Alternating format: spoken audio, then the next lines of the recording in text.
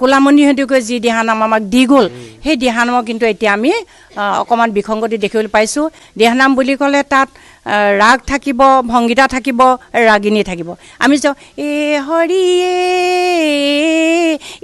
হৰি নাৰায়ণ, কিন্তু আজিকালি দিহানাম কি হৈছে প্ৰথমতেই মানে ৩ চাপত লগাই দিছে আৰু একধামীভাৱে গাই গৈছে। নমস্কাৰ, টুডে লাইফ 24 চাই থকাৰ বাবে ধন্যবাদ জনাইছোঁ। আৰু আজি মই উপস্থিত আছোঁ মৰিয়নি নকছাৰী নপাম গাঁৱত। এক শৰণ মহাপুৰুষীয়া ভাগৱতী সমাজৰ প্ৰতিষ্ঠা দিৱস, ৩৬ সংখ্যক প্ৰতিষ্ঠা দিৱস, আৰু তাৰ উপলক্ষে প্ৰায় 200 আই মাতৃয়ে দিহানাম পৰিৱেশন কৰিব। তাক লৈ আচলতে তেওঁলোকৰ প্ৰশিক্ষণ চলি আছে, আয়োজন চলি আছে ঠিক সেইদৰে। আৰু আজি এই প্ৰশিক্ষণ স্থলীত আছোঁ আৰু এখন যি মহাপুৰুষীয়া ভাগৱতী সমাজৰ যি অনুষ্ঠান, এই অনুষ্ঠানটোনো কেনেকৈ গঢ় ল'লে বা প্ৰতিষ্ঠা দিৱসৰ তেওঁলোকে কেনেধৰণে আয়োজন কৰিছে আৰু আজি প্ৰশিক্ষণ কাৰ্যসূচী কেনেকুৱা চলিছে, এই গোটেই কথাখিনি আমি সামগ্ৰিক কথাখিনি জানিব চেষ্টা কৰিম। মই প্ৰথমতে ইন্দ্ৰেশ্বৰ গগৈদেৱ আছে, প্ৰশিক্ষক আছে ইয়াত, আৰু মহিলা আছে, যথেষ্ট সংখ্যক ইয়াত মহিলা আছে। তেওঁলোকে প্ৰশিক্ষণ গ্ৰহণ কৰি আছে। যিহেতু 7 ফেব্ৰুৱাৰীৰ দিনা তেওঁলোকে এই অনুষ্ঠানটো পৰিৱেশন কৰিব, প্ৰতিষ্ঠা দিৱসৰ লগত সংগতি ৰাখি খুব সুন্দৰকৈ তেওঁলোকে আয়োজন কৰিছে। মই প্ৰথমতে ইন্দ্ৰেশ্বৰ গগৈ ছাৰৰ ওচৰলৈ আহিছোঁ। প্ৰথমতে মই জানিব বিচাৰিছোঁ, এক শৰণ মহাপুৰুষীয়া ভাগৱতী সমাজৰ কিছু যদি ইতিবৃত্তি আমি এই মুহূৰ্তত যদি জানিব পাৰোঁ, আপোনালোকে কেনেদৰে গাঁও বা কিমান আপোনালোকৰ সদস্য আছে, কিমান আপোনালোকৰ কেইখন আঞ্চলিক আছে, ইয়াৰ জন্মৰ আঁৰৰ কাহিনীখিনি যদি আমি কিছু এই মুহূৰ্তত জানিব পাৰোঁ। এই এক শৰণ মহাপুৰুষীয়া ভাগৱতী সমাজখনৰ সৃষ্টিৰ যিটো তাৎপৰ্য, সেইটো এটা খুব গুৰুগম্ভীৰ। আমি কথাখিনি যদিও অকণমান দীঘলীয়া হৈ যায়, কথাখিনি ক'বলৈ পালে মানে ভাল লাগে। সেইকাৰণে এই অনুষ্ঠানটো কেৱল যোৰহাট জিলাৰ সীমান্তৱৰ্তী অঞ্চল মগৰৈ গাঁৱৰ পৰা ৰনখাম গাঁৱলৈ এটা সময়ত এই প্ৰায় ইয়াত 8খন, এতিয়া 13খন হৈছেগৈ, কিন্তু আদিতে প্ৰায় 4খন প্ৰাথমিক আছিলে। তাৰপৰা গৈ আজি 13খন প্ৰাথমিক হৈছেগৈ। সেই 4খন প্ৰাথমিক আছিলে আপোনাৰ নগাঁৱৰ জখলাবন্ধা সত্ৰৰ সত্ৰাধিকাৰ। বিভিন্ন কাৰণবশত যেতিয়া সত্ৰাধিকাৰবিলাকৰ লগত অকণমান আমাৰ মতৰ অমিল ঘটিলে, তেতিয়াই এই সমাজখন সৃষ্টি হৈছিলে। ইয়াত আজি যিটো অনুষ্ঠান, প্ৰশিক্ষণ অনুষ্ঠান জন্ম হৈছে, সেই সময়ত দক্ষিণপাট সত্ৰৰ সত্ৰাধিকাৰ, আউনীআটী সত্ৰৰ সত্ৰাধিকাৰ, জখলাবন্ধাৰ সত্ৰৰ সত্ৰাধিকাৰ, এই 3খন সত্ৰৰ আমাৰ শিষ্যবৰ্গ আছিলে। ইয়াত আমাৰ আজি সোঁৱৰিছোঁ আমাৰ শ্ৰদ্ধাৰ টংকেশ্বৰ গগৈ, এই গাঁৱৰে বয়োজ্যেষ্ঠ ব্যক্তি, তেখেত আজিও আছে। শ্ৰদ্ধাৰ আমাৰ ৰঞ্জিত গগৈ, সেইকেইজন আছে। আৰু আমি সেই অনুষ্ঠানটো প্ৰতিষ্ঠাপক সভাপতি হৈছিলে, আমি আজি হেৰুৱালোঁ প্ৰতিষ্ঠাপক সভাপতি প্ৰয়াত সুৰেণ গগৈদেৱ। তেখেতৰ নেতৃত্বতে প্ৰথম আমাৰ 1990 চনত এখন মহাপুৰুষীয়া ভাগৱতী সমাজ সংগঠনটো সৃষ্টি হৈছিলে। আৰু আজিৰ তাৰিখত আমি আমাৰ অসমৰ যিবিলাক ধৰ্মীয় সামাজিক অনুষ্ঠান বুলি যাক কোৱা যায়, সেই অনুষ্ঠানবিলাকৰ লগত সঁচা অৰ্থত ক'ব লাগে আমি সমানে ফেৰ পায়ো পৰা যোগ্যতা অৰ্জন কৰিছোঁ বুলি ভাবিছোঁ। এইকাৰণে আৰু যদি আমি সামাজিকভাৱে কথাখিনি অকণমান পৰ্যালোচনা কৰা যায়, মানে এই 4 পুথিৰ জৰিয়তে অসমৰ সমাজ সংগঠনবিলাক যি চলি আছে, আমাৰো সংবিধান, বিবাহ বিধি, অখোজ পদ্ধতি, প্ৰসং প্ৰণালী, এই 4খন পুথিৰ যোগেদি আমাৰ সামাজিক কাজকৰ্ম ইত্যাদিবিলাক পৰিচালনা হৈ আহিছে। আৰু আজি তাৰিখত আমি গৌৰৱবোধ কৰিছোঁ, এই অনুষ্ঠানটো 1990 চনৰ 7 ফেব্ৰুৱাৰী 24 মাৰ্চ তাৰিখে সৃষ্টি হোৱাৰ কালৰ পৰা আহি অহা 7 ফেব্ৰুৱাৰী 2026 আৰু 24 মাৰ্চ তাৰিখে সম্পূৰ্ণ 36টা বছৰলৈ গৈ আছে।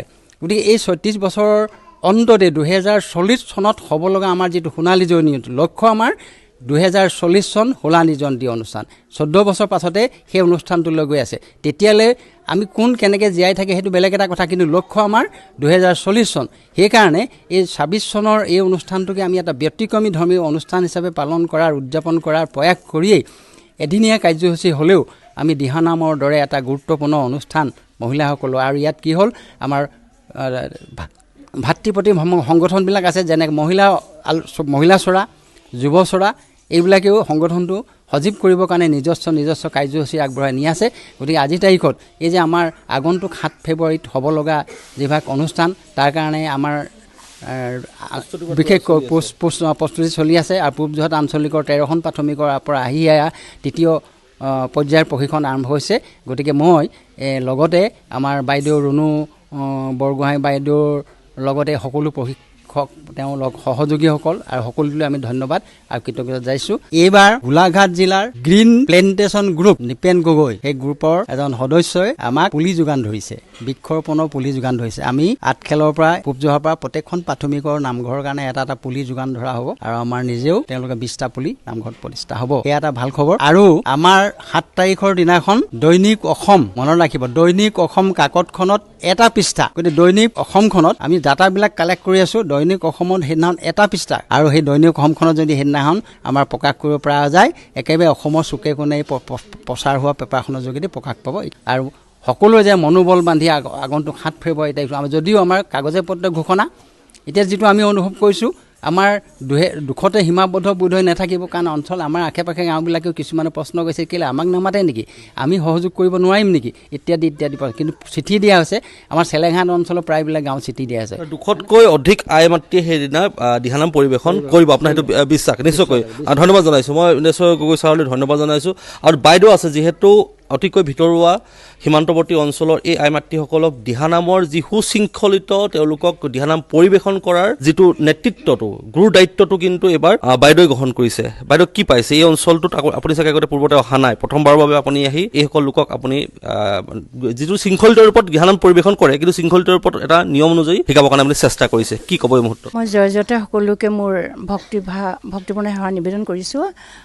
আচলতে দিহানাম হৈছে আমি ভগৱন্তক পাবৰ কাৰণে যি নাম আমি পঢ়োঁ সেই হৈছে দিহানাম। আৰু এই দিহানাম যেতিয়া আমি তাত উপদেশ আৰু পৰামৰ্শ থাকে, সৎ পৰামৰ্শ এটা থাকে।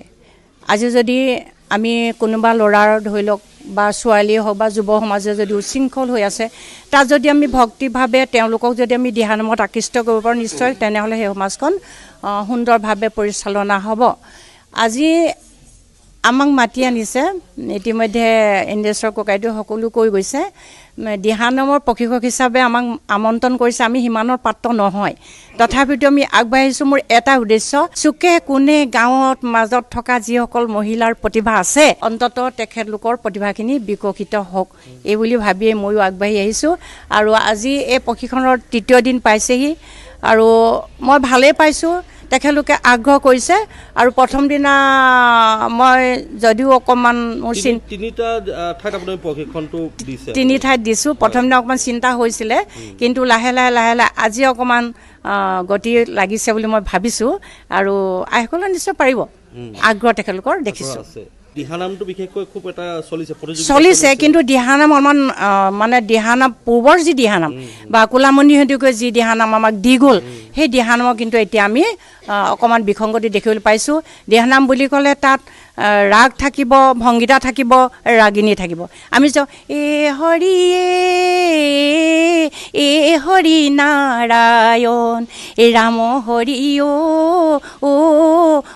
হৰি ৰাম নাৰায়ণ। কিন্তু আজিকালি দিহানাম কি হৈছে, প্ৰথমতেই মানে 3 চাপত লগাই দিছে আৰু একধামীভাৱে গাই গৈছে, তাত কোনো শৃংখলিত নাই। কিন্তু মই চেষ্টা কৰিছোঁ, একেলগে অতীজৰ যি আমাৰ দিহানাম কোলামণি সন্দিকৈ, কৃষ্ণকান্তি সন্দিকৈ, বৰদমলীয়া দেৱে যি আমাক শিকাই থৈ গ'ল, আমি সেয়া দিবলৈকে চেষ্টা কৰি আছোঁ। পৰম্পৰাগত নিশ্চয়কৈ শুনিলে আপোনালোকে দিহানামৰ সেই যি পুৰণি যিটো দিহানাম, কলামণি সন্দিকৈ হওক, কৃষ্ণকান্ত সন্দিকৈহঁতৰ যি আচলতে আৰ্হি লৈ তেওঁ আচলতে গাঁৱে ভূঞে চুকে কোণে সেই দিহানামৰ প্ৰকৃত দিহানাম প্ৰতিষ্ঠা কৰিবৰ কাৰণে চেষ্টা কৰিছে। আমি শলাগিছোঁ বাইদেউক। আৰু লগতে আছে ইয়াৰ যিসকল স্থানীয় মহিলা আছে, মহিলা চোৱাৰ বাইদেউসকলৰ লগতো কথা পাতিব বিচাৰিম। কি ক'ব এই মুহূৰ্তত? প্ৰশিক্ষণ গ্ৰহণ কৰিছে আপোনালোকে, পূৰ্বতে দিহানাম গাইছে চাগে, নিশ্চয়কৈ গাইছিলে নাই আগতে? পূৰ্বতে গোৱা হৈছে, কিন্তু এই বাইদেউৰ পৰা কেনেকুৱা ধৰণৰ কি পৰামৰ্শ পাইছে অকণমান আপোনালোকে যদি ক'ব পাৰে? মুহূৰ্তত পৰামৰ্শ পাইছোঁ আৰু এই অনুষ্ঠানটো লোৱাৰ কাৰণে আমি আই বাপ সমস্তজনকে আমি তেওঁলোকলৈ আমাৰ অশেষ ধন্যবাদ জ্ঞাপন কৰিছোঁ। আমাৰ যিসকল আঞ্চলিকৰ গুৰি ধৰোঁতাৰ বাপসকলে আমাক এই অনুষ্ঠানটোৰ কাৰণে আগবঢ়াই আনিছে, আই মাতৃসকলে কিছুমানে ধৰি লওক দিহানাম যিবিলাকৰ ৰাপ আছে গাইছে তেওঁলোকে সমাজলৈ গৈ থাকে। কিছুমানেতো এতিয়া আমিয়ে যদিও অনুষ্ঠানৰ লগত জড়িত আমি দিহানাম গোৱা ইমান অভ্যাস নাই বাৰু, হ'লেও এতিয়া অনুষ্ঠানটো আগবঢ়াই নিবৰ কাৰণে আমিও আগবাঢ়ি আহিছোঁ। সেইকাৰণে ভাল লাগিছে, সহযোগিতাও কৰিছোঁ আৰু এইভাগে আমাৰ নৱপ্ৰজন্মও যাতে পিছলৈ আগবাঢ়ি যাব সেয়াই কামনা কৰিছোঁ। আৰু বাইদেউ আছে কি ক'ব এই মুহূৰ্তত? মই আচলতে অনুভৱ কৰিছোঁ কি আমি আচলতে বহুতো সৌভাগ্যৱান, কিয়নো আমাক এই বাপ সমস্তই আজি এগৰাকী এই পৰিচালিকা বাইদেউক আনি আমাক ইয়াৰ প্ৰশিক্ষণ দিয়াইছে আৰু আমাৰ হেৰিসকলে আইসকলে মানে নিজৰ ঘৰতে আবদ্ধ নাৰাখি অকণমান সময় উলিয়াই নিজৰ মানসিক যিটো মানে শক্তি, এটা মানসিক এটা মানে শক্তি দিব পৰা হৈছে। এইটো এটা আধ্যাত্মিক চিন্তা, সেইকাৰণে আমি বহুত উপকৃত হৈছোঁ বুলি মই ভাবিছোঁ। নিশ্চয়কৈ মুকুট দা আছে কি ক'ব? মই জয়তে নিউজ চেনেললৈ ধন্যবাদ জনাইছোঁ। এখন মহাপুৰুষীয় ভাগৱতী সমাজৰ 36 সংখ্যক প্ৰতিষ্ঠা দিৱস ভাগ যিহেতু আমাৰ গড়চুক প্ৰাথমিকতে আয়োজন কৰা হৈছে, সেয়েহে এইবাৰ অলপ ব্যতিক্ৰমী অনুষ্ঠান ভাগ আগবঢ়াই নিবৰ হেতু আমি সমস্তজনে সকলোৱে এক হৈ আগবাঢ়িছোঁ। যিহেতু কোনোবাৰে আজি 36টা বছৰত কোনো এবাৰে আমি দিহানামৰ এনে এটা পৰিৱেশ সৃষ্টি কৰা নাছিলোঁ। যিহেতু সেয়েহে এইবাৰ চিন্তা কৰা হ'ল যে অন্ততঃ 200গৰাকীকো ওপৰ আমাৰ আঞ্চলিক আৰু কেন্দ্ৰীয় হৈ দিহানাম পৰিৱেশন কৰি যাতে আমি সকলো বাপ সমস্তে ইতিমধ্যে সকলোৱে আমি লগ হৈয়ে থাকোঁ। যিহেতু আমাৰ আইসকল হয়তো কোনোবা এখন সমাজত কেতিয়াবা যাবও নোৱাৰে, যিহেতু এই পৰিৱেশনৰ যোগেদি যাতে সকলোৱে এক গোট হৈ মৰম চেনেহ বাঢ়িবৰ হেতু আৰু আধ্যাত্মিক দিশত আগবাঢ়ি যাবৰ হেতু আমি এই পদক্ষেপ লোৱা হৈছে। যিহেতু হয়তো আইসকলে সেই মৰ্মে যথেষ্ট সহযোগ কৰিছে, ইয়াৰ কাৰণে সমস্তজনকে মই ধন্যবাদ। ৰঞ্জিত দা আছে। কৃষ্ণ জয় গুৰু শংকৰ। আজি আমি বহুতো সৌভাগ্য যে আজি আমাৰ একশৰণ মহাপুৰুষীয়া ভাগৱতী সমাজ পূব যোৰহাট আঞ্চলিক শাখাৰ আমাৰ আগন্তুক 7 ফেব্ৰুৱাৰী 2026 24 মাঘ দিনতীয়া কাৰ্যসূচীৰে আমি যি 36 সংখ্যক প্ৰতিষ্ঠা দিৱস উদযাপন কৰিবৰ কাৰণে প্ৰয়াস কৰা হৈছে, ইয়াৰ দ্বাৰাই আমি অসমৰ ৰাইজক অৱগত কৰিব বিচাৰিছোঁ যে আমাৰ এই অনুষ্ঠানটিৰ এক ব্যতিক্ৰমী অনুষ্ঠান 200গৰাকী মহিলাৰে এক দিহানাম পৰিৱেশন কৰিবৰ কাৰণে আমি প্ৰয়াস কৰা হৈছে। গতিকে আমি এই দিহানামভাগী প্ৰশিক্ষণ ল'বৰ কাৰণে আমি এক বিশেষ ব্যক্তিক আমাৰ শ্ৰদ্ধাৰ বৰগোহাঁই বাইদেউক আমি আমন্ত্ৰণ কৰি আনিছোঁ। তেখেতৰ দ্বাৰাই আজি আমি এই দিহানাম ভাগ আমাৰ প্ৰশিক্ষণ লোৱা হৈছে। আজি অন্তিম দিনা আমাৰ নপাম গাঁৱৰ প্ৰাথমিক শাখাৰ গুৰুগৃহতেই আজি আমি প্ৰশিক্ষণৰ দিয়াৰ ব্যৱস্থা কৰা হৈছে। গতিকে আমি যাতে নিৰ্দিষ্ট দিনত আমি এই দিহানাম ভাগ আমি ভাল ধৰণে পৰিৱেশন কৰিব পাৰোঁ। কৃষ্ণ ধন্যবাদ। নিশ্চয়কৈ ধন্যবাদ জনাব। আপুনি ক'ব নেকি? আপুনি মহিলাই ইচ্ছা প্ৰকাশ কৰিছে তেওঁ ক'বৰ কাৰণে, কওক। নমস্কাৰ। জয় গুৰু শংকৰ সৰ্বগুণাকৰ জাকেৰি নাহিকেও পাম তোহাৰী চৰণৰ ৰেণু শতকোটি বাৰ এক কৰোঁ প্ৰণাম। আমি সমস্তজনে গুৰুজনাৰ আদৰ্শৰে আদৰ্শিতা হৈ সকলো কৰ্মতে আমি অগ্ৰসৰ হ'বৰ কাৰণে আমাক গুৰুজনাই নামৰ ভাগ আছে, নাম প্ৰসংগ, দিহানাম, আইনাম, বিয়ানাম সকলোতে আমাক আই আৰু বাপসকলক অৱতীৰ্ণ হোৱাৰ বাবে তেওঁ অৱদান দি গৈছে। গতিকে আমি সমস্ত আইসকলে আজি এই নপাম গাঁৱৰ হৰিগৃহতে একত্ৰিত হৈ আগৰ ওপৰোক্তা বক্তাই কৈ যোৱাৰ সকলোখিনি কথা আপোনালোকে অৱগত। আমি 200গৰাকী মহিলাই একে আশাৰে একেটা লয় লাখেৰে আমি দিহানাম পৰিৱেশন কৰিব লাগে। সেয়েহে আমাৰ বাপ সমস্তই আইসকলে জানিবৰ কাৰণে বাইদেউক আনি প্ৰশিক্ষণ হিচাপে সকলোকে যিসকলে নজনাকৈ আছিলে তেখেতলোককো অৱগত কৰাইছে যে দিহানাম কি ক'ত কিয় বিখ্যাত। আজি যদি কোনোবাই নাজানিছিলে তেখেতলোকেও নিশ্চয় এই দিহানামৰ বিষয়ে অৱগত হৈছে। গতিকে দিহানাম মানে দিহা লগাই যি গাব পাৰে। কৃষ্ণ শংকৰ গুৰু বুলি কোৱাৰ লগে লগে গুৰুজনাৰ অৱদান ভগৱন্তৰ গুণানুম কীৰ্তন। সেই কীৰ্তন আমি কেনেধৰণে কীৰ্তন কৰিলে ভগৱন্তও সন্তুষ্ট হ'ব আৰু আমাৰ আত্মা সন্তুষ্টি হ'ব আৰু শুনাসকলে গোৱাসকলেও যাতে সন্তুষ্টিত হয়। দিহানাম হৈছে এটা উৎসৱমুখৰ নাম।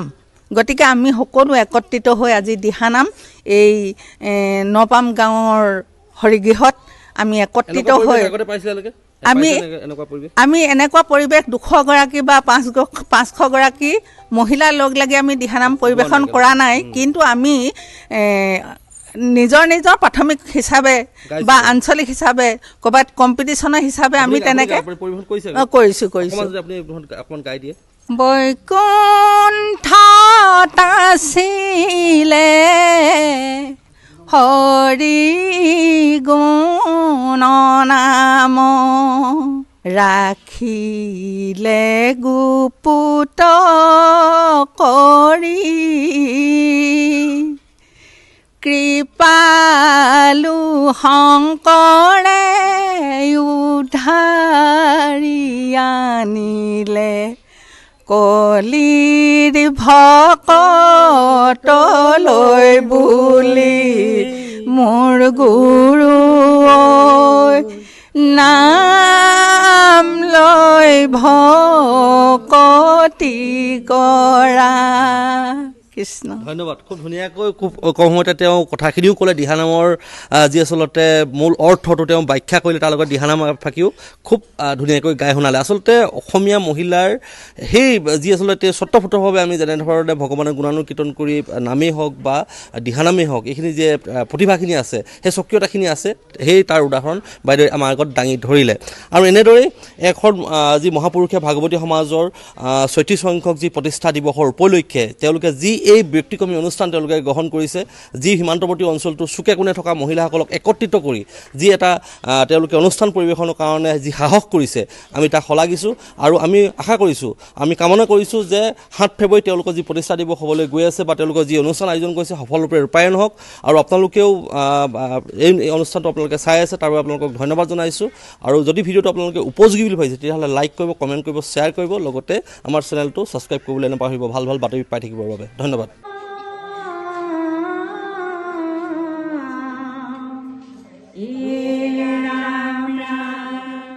শ্রীমন্ত শঙ্করে ধর্ম প্রসারিলে পাতিলে ভকতির মেলা চিহ্ন যাত্রা নামে ভাওনা করিয়া হবারো